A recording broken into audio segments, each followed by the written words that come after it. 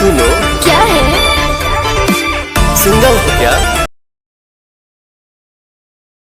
ए भौजी तू सिंघल बारू का हो बता दो पवन भैया के। तुमको क्या लगता है? ए पवन भैया तोहरा का लागता भौजी सिंघल भी आई तो ना होई तो डबल बिया। तुम्हारे प्यार में पागल हो।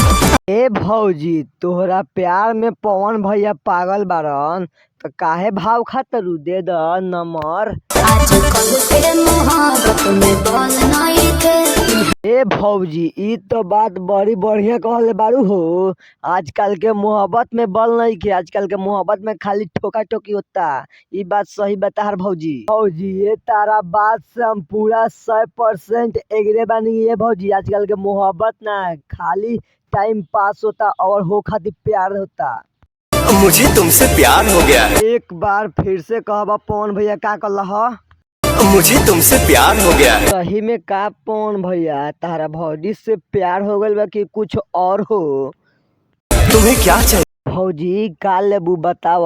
पवन भैया पूछतन कि का चाही तारा। ना चाहनी लेबू की रुपिया लेबू हो। ई का लेबू बताव। पवन भैया कहतरन सोना चांदी लेबू की रुपया की पैसा लेबू बताव का चाही तारा। पवन भैया सब कुछ तारा खातिर दे दिहन, तारा खातिर जान दे दिहन। पवन भैया हमरा जानत नहीं को कैसन आदमी हवन। दिल में जगह देवे के बोला का लेबू हो। दिल में जगह देवे के का लेबू हो का पवन भैया दिल में जगह देवे खातिर का देब तू बताव। भौजी पूछ कहता तरह से का देब तू बोला। दिल में जगह देवे के का लेबू हो बताव भौजी। दिल में जगह देवे खातिर का लेबू। पवन भैया तहरा खातिर सब कुछ दे दियन। कहतरन दिल में जगह देवे खातिर का लेबू। भाई लोग ये वीडियो आप लोग को कैसा लगा? आप लोग को इंटरटेन के लिए ये वीडियो बनाया जा रहा है। आप लोग कृपया इस वीडियो को दिल पर। भाई लोग आप लोग अगर पवन सिंह के फैन हैं तो वीडियो को लाइक एंड चैनल को सब्सक्राइब कर देना।